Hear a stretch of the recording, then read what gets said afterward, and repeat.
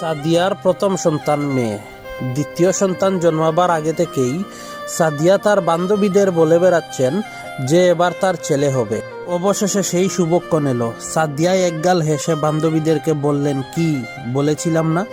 Nursing home থেকে সন্তানকে নিয়ে বাড়ি ফিরতেই সাদিয়ার বান্ধবীরা দল বেঁধে সব বাড়িতে এলো তার ছেলেকে দেখতে।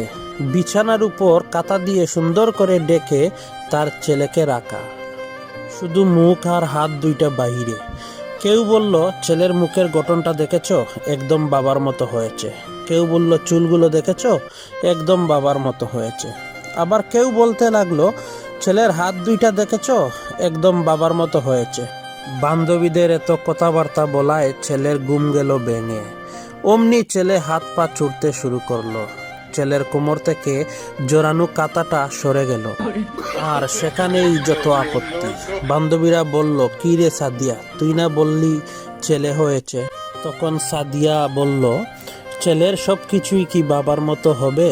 কিছুই কি মায়ের মতো হবে না?